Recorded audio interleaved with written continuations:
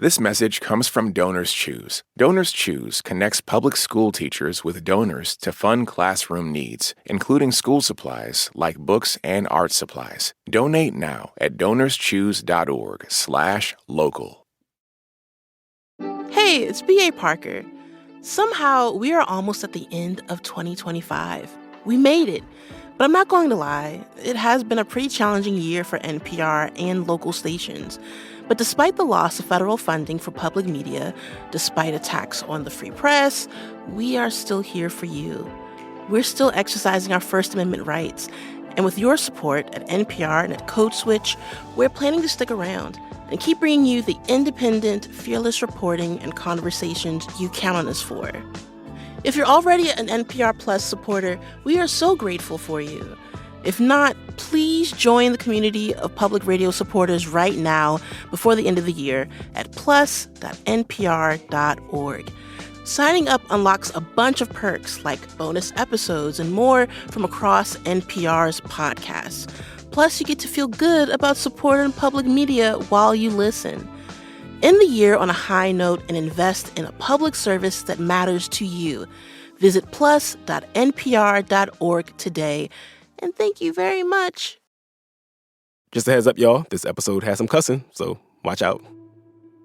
What's good? You're listening to Code Switch, the show about race and identity from NPR. I'm Gene Demby.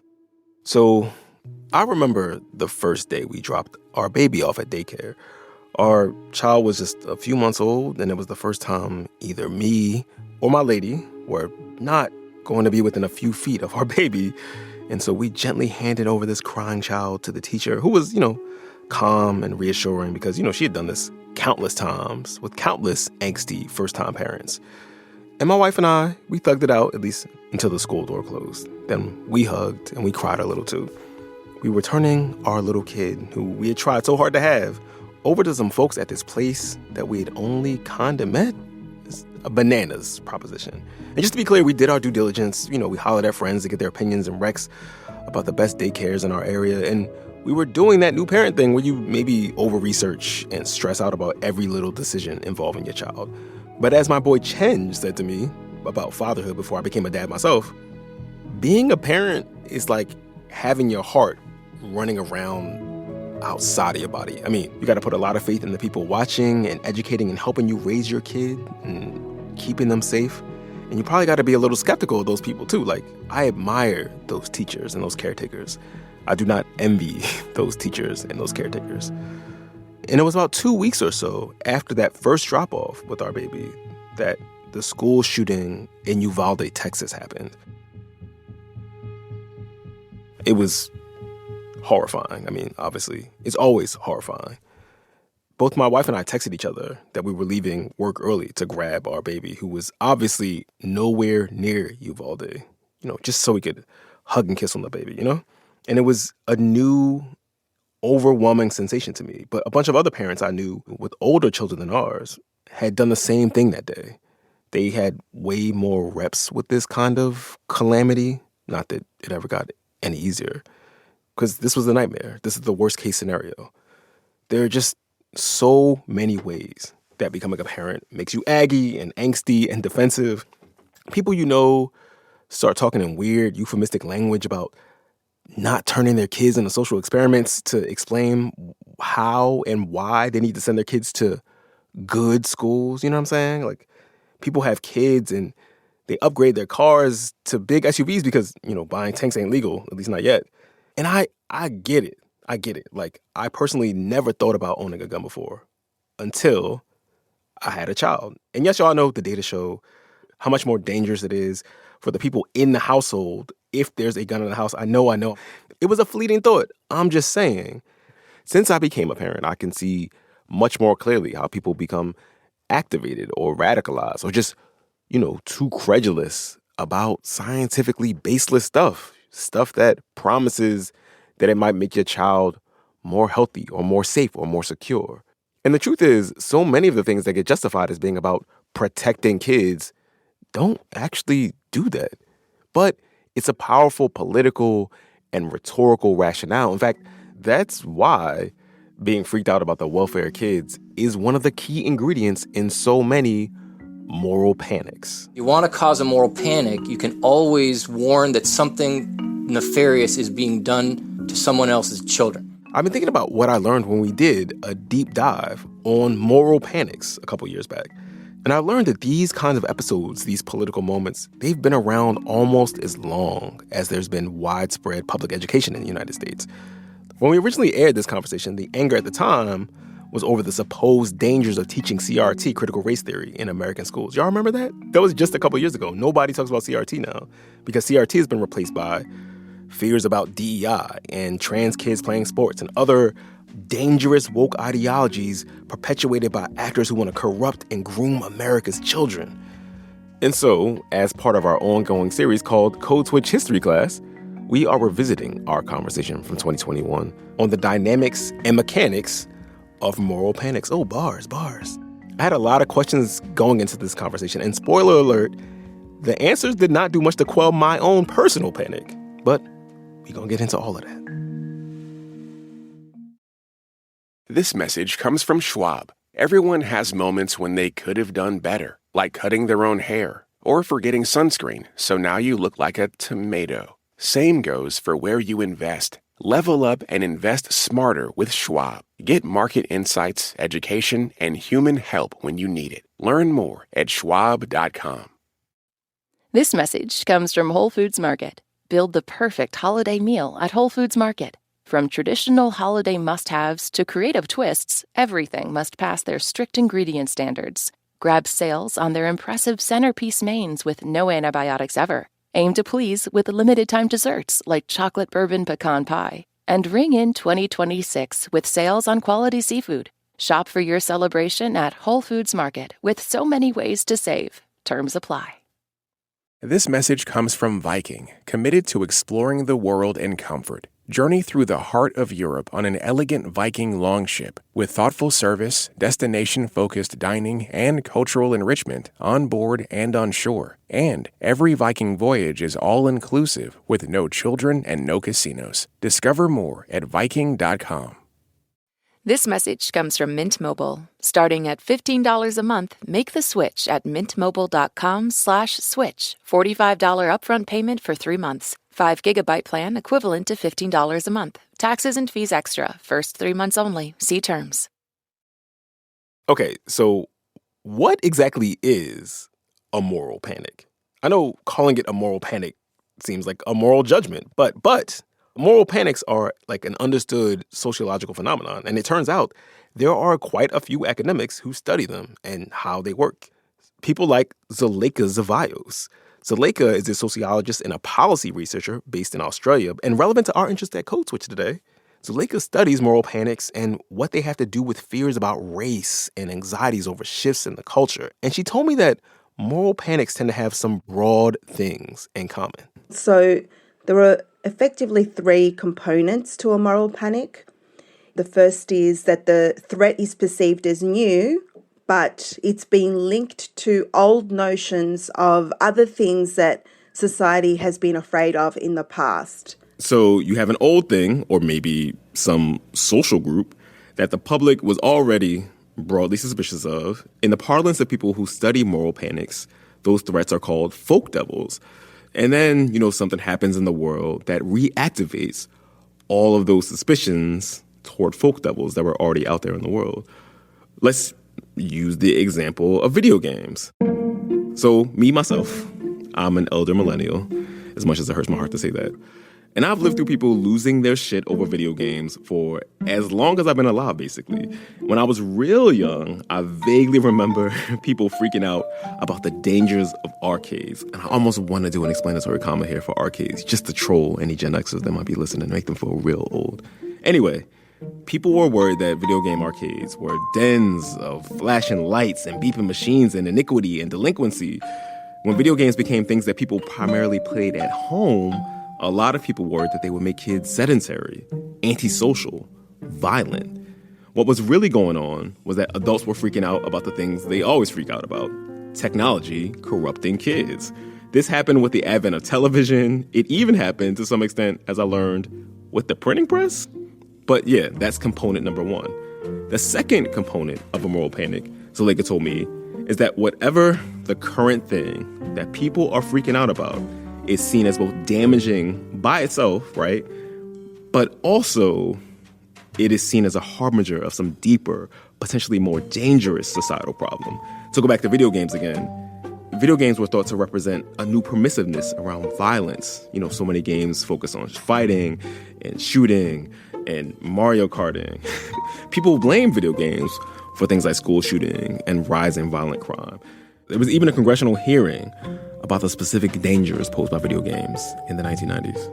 And then the third component is that it needs to be an issue that lots of people can see, but the threat seems difficult. It seems opaque. So it has to be something that people can point to, like something that exists in the world, again, but that if you're on the outside of it, you can't quite make sense of it, at least not on your own. It means that the general public are relying on experts to explain what's happening to them. And sometimes these so-called experts are just people who are themselves freaking out. Like a parent seeing their kid play Grand Theft Auto and saying, oh my God, my child is going to be out here stealing cars. Other times, these experts are like cynics. They're capitalizing on the freak out for some reason. But either way, these experts are saying the same thing. This is bad, but let me tell you why it's actually way worse than you think. And unfortunately, the experts that come to the forefront then feed into that panic and explain it in a way that seems very threatening. So in the case of whether it's video games, social media, other technologies, it's, they're corrupting our young people. So you can see how critical race theory meets these criteria, right? One, it's old and new, right? It's about race and schools. So that's an old American anxiety. But the branding, at least in terms of this freak out, is new. The second component is this idea that the problem is specific, but also speaks to deeper issues in society. Obviously, we don't have to explain that one too much. Y'all been here for the last 4 years. You saw what it was. There's a lot of anxiety around race in America, around changing racial demographics in America. All of that stuff is being activated by this critical race theory moral panic. And 3, again, is the idea that the thing in question is visible but opaque. There is this thing called critical race theory out in the world, and it's not being taught in schools, but it's the kind of thing that is easily misunderstood, both willfully, but also because, this is America and we are bad about talking about race. So you take all 3 of those things and then you throw kids in classrooms in there and you have everything you need for a moral panic. Just to square the circle on the video game thing again. So crime was climbing in the 1980s, but it's clear now that that probably didn't have much to do with video games. But freaking out over video games was certainly politically easier, less complicated, and definitely more satisfying than like committing more money to anti-poverty programs or housing. When it comes to CRT, people are freaking out about curriculum in schools because that's easier to grapple with than acknowledging these questions about power and justice and history in America. Anyway, way back in the 1970s, this guy named Stanley Cohen laid down a lot of the foundations of thinking about moral panics. And he, in his time, was writing about people losing their minds over the supposed dangers of mods and rock musicians.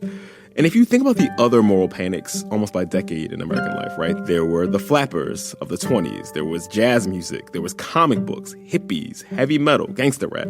Whatever weird thing that young people are getting into, there are adults very seriously freaking out about it. And I know you're asking, okay, so what does this have to do with race, Gene? This is Code Switch, baby. I ain't come here for all this. Well, Zuleika said, it's important to understand that many of the inflection points in America's racial history, the moment when race becomes stratified, when that gets entrenched, they come directly out of moral panics. Racism is malleable, like it changes, it morphs, and it no longer relies on those overt examples of racial hatred, and instead it's much more reliant nowadays on moral appeals. It's a threat to our values, it's a threat to who we are as a people. And so a moral panic is feeding into this idea that at any moment society could just unfurl. Because during moral panics, there's more room for everyone to be scared and everyone to be very worked up. And so people say things and they do things that might be frowned upon or even just out of bounds during other relatively calmer political moments. And so Zuleika says these panics can carve out a kind of conceptual space for more discrimination, not just the informal kind between individuals, but official discrimination, new laws, new policies. Like, this is an emergency. We have to fix it. So if we just take a quick survey of the last 150 years of U.S. history, right, you have the anti-immigrant yellow scares and pogroms of the 1870s, which led directly to the Chinese Exclusion Act, which shaped American immigration policy for like the next 100 years.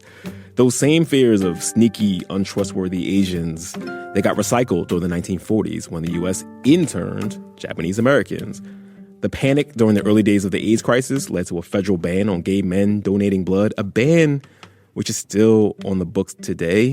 The post-9/11 moment made way for the broad acceptance of surveillance and profiling of Muslims, people of Middle Eastern, North African descent, and South Asians. I mean, the war on drugs, like, by itself is like a hydrant of moral panics. You got crack babies, you got super predators. All of that led to more policing of Black and Latino neighborhoods and mass incarceration. And in retrospect, we can see how baseless and overheated each of those supposed threats were. But when they were happening, they were treated as not just politically legitimate, but politically urgent. So, given the criteria that we laid out, it should not be surprising that schools are often the site of moral panics. Think about it for a second, right? You got parents who are handing over their beloved children to teachers and administrators, to the state, essentially, to be socialized outside of the home. Add to that the fact that schools are basically where the rubber hits the road on so many of these foundational social questions. You got race, you got property rights, you got taxes, you got ideology. Yeah, you got yourself a geyser for moral panics. The people who want to cause more panic, from that lady on The Simpsons on up. Won't somebody please think of the children? If you want to cause a moral panic, you can always warn that something nefarious is being done to someone else's children. That voice, not Helen Lovejoy from The Simpsons, but that other voice, that belongs to Adam Latz. I think the reason that schools are a particularly hot flashpoint is because it's a very low bar to put it on a front headline. The headline, people disagree at bar. That's not much of a headline. However, children being harmed on purpose, now that's a headline. Adam is a historian at Binghamton University. He's the author of the book, The Other School Reformers, Conservative Activism in American Education. Let me build off that and echo and rephrase some of what Adam said. And that's Gillian Frank. He's a historian too, and the host of the podcast, Sexing History. Ow. Now, conservatives for a long time, we're talking about well over 7 decades, have seen, actually closer to a century, have seen schools as a key front to produce and reproduce their core values. Childhood in the conservative imagination is always something that needs to be protected from outside dangers. Now, how do you protect? Well, you control all these harmful influences, whether it's pornography or Black people. We need to see the schools as their site for children's purity, their innocence, and as a site of exclusions. I called up Adam and Gillian because they wrote an essay together for Slate titled, "This Critical Race Theory Panic is a Chip Off the Old Block." And in it, they talk about all the other curriculum fights that are basically a template for this one that we're living through right now. So you can look at a number of historic panics, whether it's textbooks or gay teachers in the schools or integration. Conservatives have used schools as a way of erecting social and actual boundaries to police and to push out others that they deem undesirable. To take just one example, the books by Harold Rugg, and it was a team led by Harold Rugg, really, had been used for years in schools all across the country. Explanatory comment time. Harold Rugg was this reform-minded educator from Columbia University, and in the 1930s, his school textbooks were a big deal. Like, they were used in middle schools all over the country. Millions of copies. They were very popular and unobjectionable. Like any textbook, they had been through an adoption process. And they had been read by school superintendents, teachers.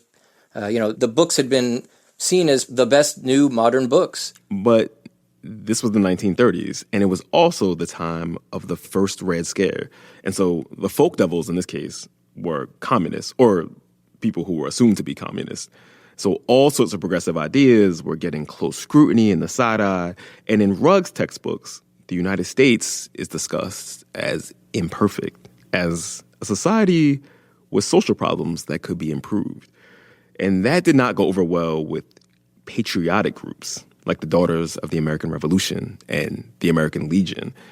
They said that these books were promoting socialism. And then some independent journalists, which, today's mix of influential activists seem very similar.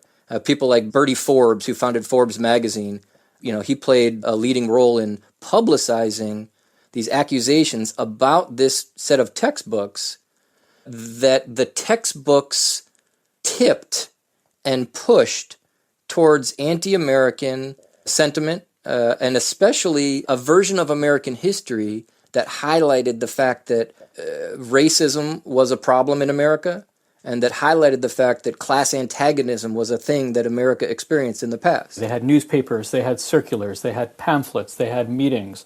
They would hold a meeting and it would get reported by the local news. They would go to school boards, right? They would have letter writing campaigns. So much of the infrastructure that we see today, which is only magnified through social media, through the internet, was already there. And so it was a lot of things like what we might now call kitchen table politics or barstool politics, where people would network within their neighborhood, they would drum it up, and they would use this particular language of moral panic. They would use slippery slope arguments. If we allow the textbook into the class, pretty soon the children will become communists and will be just like Russia. And so if they come to believe a very simple thing, there is conflict in American society, black people are not treated well, that there's class exploitation, that economic system of capitalism is not the best for everybody, if they believe that, that is just the end of America. And they would use this catastrophizing language to gin up high emotional feelings. At one point, even the advertising lobby got into this. Like, they were calling the Rugg textbooks un-American because there was a line in one of his textbooks that said, quote, advertising costs are passed on to consumers, end quote. They thought that that was maligning the American way of marketing things. And this is the dramatic and damaging part of these panics. If it were just a smallish group of people who were nervous about something and talking about it amongst themselves, then okay, fine. But in the case of the Rugg textbooks, they were not only taken from shelves, taken out of school warehouses, in at least 2 cases and probably more, they were actually burned by school boards. And this, mind you, this is 1940, 1941. The Nazis are stomping across Europe, burning books, and they're so terrified of what they think these books include that no one in the room says, hey, we shouldn't burn books. I mean, if only for the optics. For the most part, though, the Rugg textbooks weren't burned, but they were taken out of circulation and put in warehouses until school boards could figure out just what to do with them. And this is 5-6 million copies of textbooks. Adam and Gillian said teachers and superintendents and administrators saw all of this happening, all this uproar, and they wanted nothing to do with it. A lot of them just decided, all right, it would be easier to just avoid teaching these subjects altogether. And even the next generation of textbook authors were watching this, and we have archival evidence. They talked with their publishers and said, hey, maybe don't tell the kids that there's racism. You might be wondering, like I was, how the textbook authors, or just liberals in general at the time, responded to this freak out. Well, Harold Rugg himself thought that maybe he could calm people down and just, go out, explain what was in the books. Maybe cooler heads will prevail. About that, Harold Rugg was an Ivy League elite. Like we said, he taught at Columbia University. So he wasn't going to engender a whole lot of sympathy from his critics just off that alone. But also, he was kind of He wasn't a very pleasant person, just personally. And at first he was like, well, this obviously is going to peter out because I'll go and I'll say, I'm not a communist. And then they'll stop. And that didn't work. And he became more and more flummoxed. He'd say, well, they say that I write, basically that American history happened in an American history textbook. And it did. Rugg would say, I can't understand what they are angry about. Adam and Gillian said that this is kind of a theme in curriculum panics. The people behind the curriculum who write the textbooks, who come up with the learning materials, they often try to appeal to the people who are freaking out to talk through any of the misunderstandings or mischaracterizations. And that strategy, they say, is kind of hit or miss, because we're talking about a moral panic. Ain't nobody trying to hear no reason right now, right?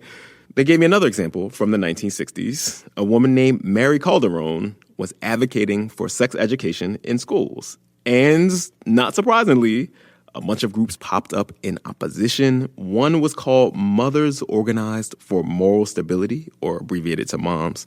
I'm always kind of curious, do people come up with the, acronym for their group and then, retrofit the words in the title afterwards? Anyway, MOMS and another group called the Christian Crusade distributed and popularized these pamphlets, tens of thousands of them, expressing their opposition to this sex education plan. The pamphlet was called, Is the Schoolhouse the Proper Place to Teach Raw Sex? Am I telling this anecdote just so I had an excuse to read that pamphlet title on the radio? I'm not telling that story for that reason. Anyway, is the schoolhouse the proper place to teach raw sex? Spread like wildfire. Conservative groups said this whole sex ed campaign was part of a Marxist plot to indoctrinate children, and on top of that, it would expose them to STDs. And Mary Calderon, the lady who was advocating for the sex education, was like, what? What are you talking about? What? I'm not trying to tell anybody to go have raw sex or any kind of sex. That's not my goal. And it wasn't her goal at all. Her goal was to tell heterosexual married couples how to have safe, sex, not even pleasurable sex, just safe sex if you're married and heterosexual. And she gets accused of all this, Satan bringing. And her first response, like Harold Ruggs, is, well, I'll just explain it and then we'll be good. And she explains it, and it wasn't good. Just like today's fight, those fights in the past were not about the actual issue that was being put on the table as the main issue. They were about this furious, bubbling cocktail of fear. This furious, bubbling cocktail of fear. When we come back... So, critical race theory is not being taught in K-12 schools. But what are they banning? Stay with us. This message comes from the Council for Interior Design Qualification. Interior designer and CIDQ president Siavash Madani describes the rigor of NCIDQ certification. An NCIDQ certified interior designer must complete a minimum of 6 years of specialized education and work experience. Being NCIDQ certified means that you've proven your knowledge and skills and are recognized as a qualified interior design professional. Learn more at cidq.org/NPR. This message comes from Mint Mobile. At Mint Mobile, their favorite word is no. No contracts, no monthly bills, no hidden fees. Plans start at $15 a month. Make the switch at mintmobile.com/switch. That's mintmobile.com/switch. Upfront payment of $45 for 3-month 5GB plan required. Equivalent to $15 a month. New customer offer for first 3 months only. Then full price plan options available. Taxes and fees extra. See Mint Mobile for details. This message comes from Homes.com. When you're home shopping as a parent, you have lots of questions about local schools. That's why each listing on Homes.com includes extensive reports on local schools, including photos, parent reviews, student-teacher ratio, school rankings, and more. The information is from multiple trusted sources and curated by a dedicated in-house research team. It's also you can make the right decision for your family. Homes.com. We've done your homework. This message comes from Instacart. It's Sunday, 5 p.m. You had a non-stop weekend. You're running on empty, and so is your fridge. You're in the trenches of the Sunday scaries. You don't have it in you to go to the store, but this is your reminder. You don't have to. You can get everything you need delivered through Instacart so that you can get what you really need, more time to do whatever you want. Instacart. for one less Sunday scary. Gene, just Gene, code switch. We've gotten through basically most of this episode talking about, or I guess around, this thing called critical race theory, but we haven't spent a lot of time talking about what it actually is, which kind of makes us like everybody else, I guess. But that's because in a moral panic, the putative issue at the center, as we just heard, is in a lot of ways kind of besides the point. But it's not beside the point for us at Code Switch. So I called up Kiara Bridges. I'm a professor of law at UC Berkeley School of Law. Kiara is also a critical race scholar and the author of the book Critical Race Theory, a primer, which came out in 2019, before this whole freak out. So I asked her to give us a primer. Yeah, so critical race theory is an approach to thinking about race and the law. Critical race theory emerged in law schools in the 1970s and 80s, I would say, in response to the perceived failures of the Civil Rights Act of 1964 and the Voting Rights Act of 1965. So obviously those are monumental pieces of legislation that changed a lot of things in American life. But by the 1980s, Kiara says, a bunch of scholars were looking at the post-civil rights landscape and realizing that racial inequality wasn't on the wane. In a lot of ways, it had become even more entrenched.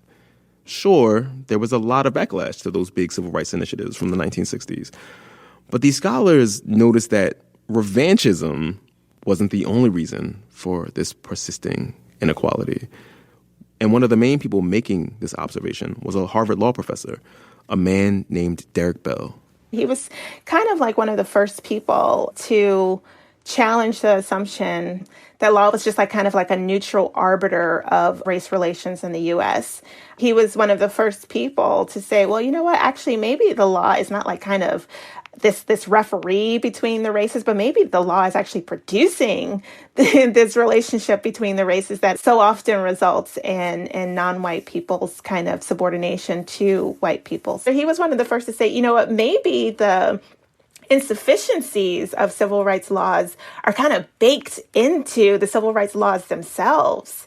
Maybe the reason that the civil rights laws have not achieved racial equality is not because of some conservative judiciary, but rather because of the failure of the imagination of civil rights lawyers themselves. And these ideas were really controversial in academic circles. Derek Bell and his colleagues ticked a lot of people off, but the body of scholarship that was built on their ideas came to be known as critical race theory. It's kind of like an analytical tool set. It's a framework for investigating how it is that racial inequality persists despite, these really beautifully crafted pieces of legislation, despite the fact that our Constitution promises equal protection of the laws. How is it that racial inequality persists? That's what critical race theory is. And up until recently, nobody outside of the academy knew much or cared much about critical race theory. It's basically only taught in law schools and some graduate school programs. Kiara, who is an actual critical race scholar, said she hadn't heard of it until she was a disenchanted second-year law student.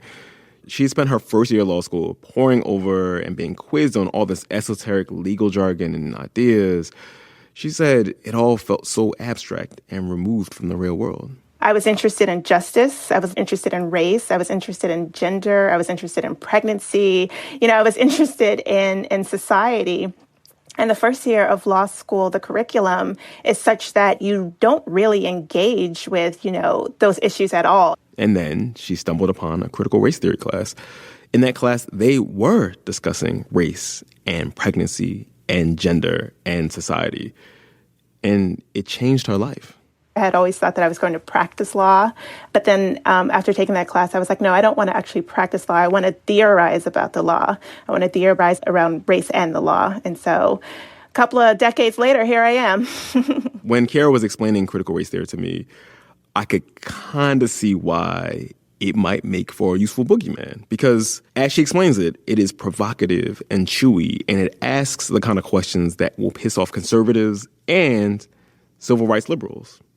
Take Derek Bell's thoughts on school integration. His argument was that the civil rights lawyers who were fighting for integration of schools specifically, were not actually listening to the people they purported to represent. They weren't actually listening to the Black families whose children were trapped in these like underfunded, segregated schools with dilapidated physical plants.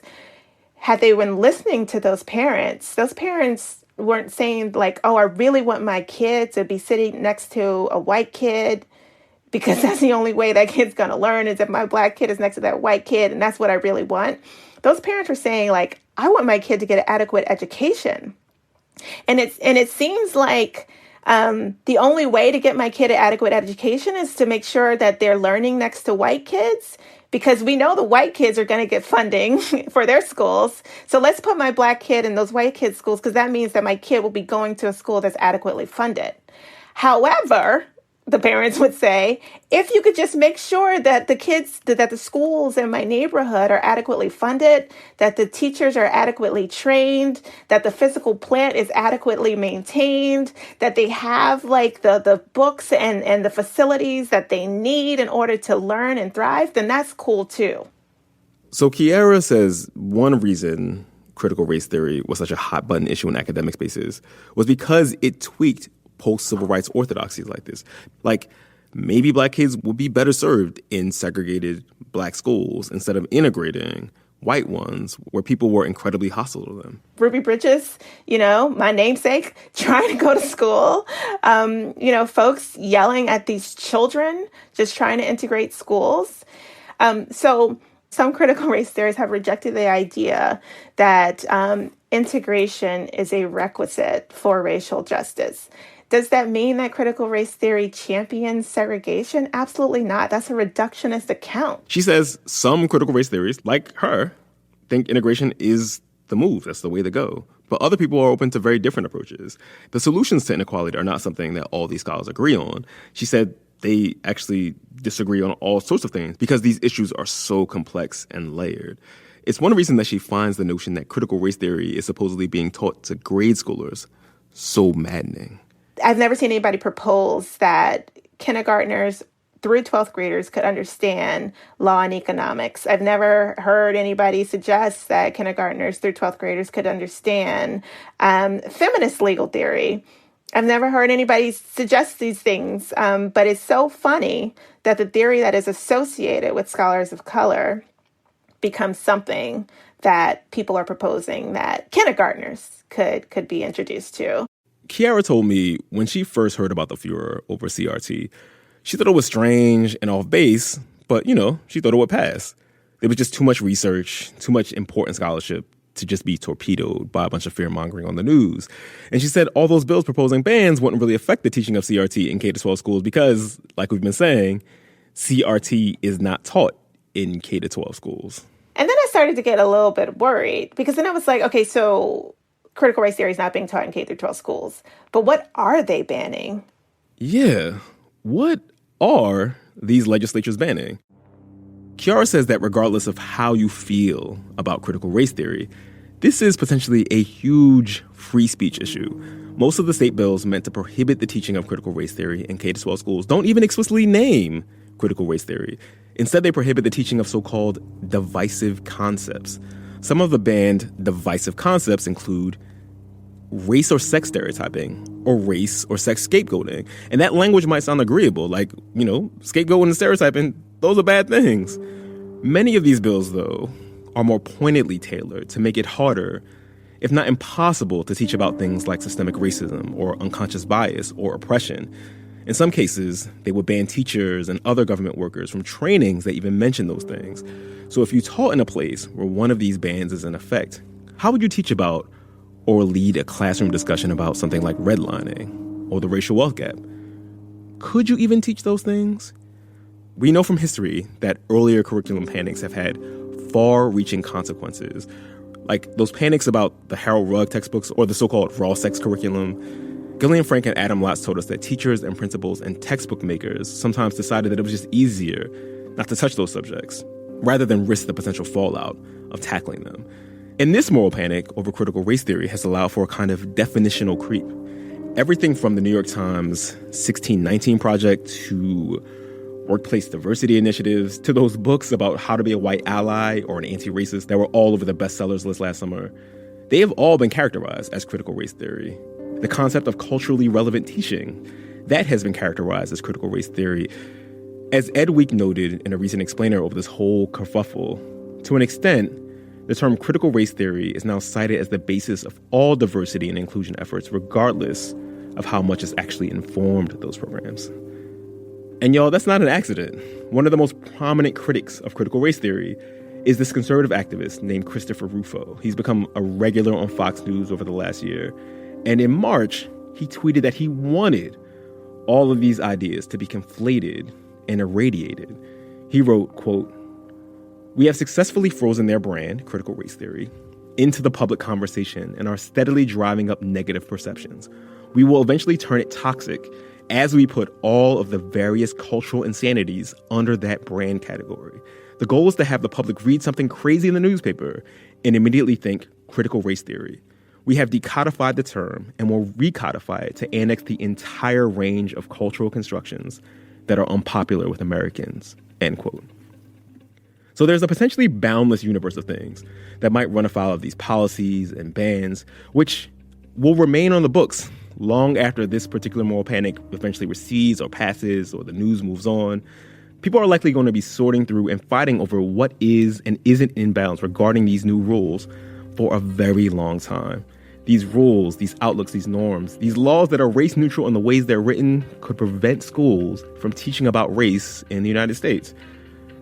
If only there was some conceptual framework to think through how these constraints become embedded into law and policies and what happens when they do. Perhaps some theory even? That's our show. The episode you just listened to originally aired in 2021. You can follow us on Instagram at NPR Code Switch. If email is more your thing, ours is codeswitch@npr.org. And subscribe to the podcast on the NPR app or, wherever it is you get your podcasts. You can also subscribe to the Code Switch newsletter by going to npr.org/Code Switch newsletter. Easy. And just to remind you that signing up for Code Switch Plus is a great way to support our show and to support public media. I mean, you might have heard we could use your support right now. And additionally, you get to listen to every episode sponsor-free. Not just the Code Switch, but a bunch of NPR shows. So please find out more at plus.npr.org/Code Switch. This episode you're listening to was originally produced by Jess Kung with help from Sam Yellowhorse Kessler. It was edited by Leah Donnella, and the update was produced by Jess again and edited by Leah again. And we'd be remiss if we did not shout out the rest of the Code Switch Legion. Christina Kala, Xavier Lopez, Dahlia Mortada, Verlyn Williams, and B.A. Parker. I'm Gene Demby. Be easy, y'all.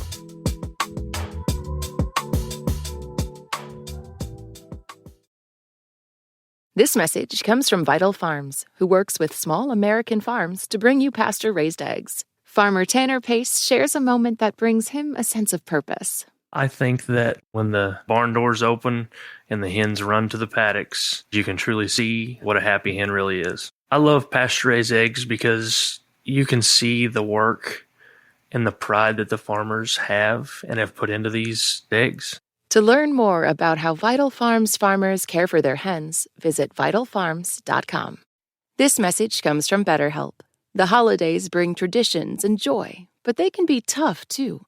Therapy helps you care for yourself so you can truly show up for what matters most. Visit betterhelp.com/NPR for 10% off. This message comes from Solidigm.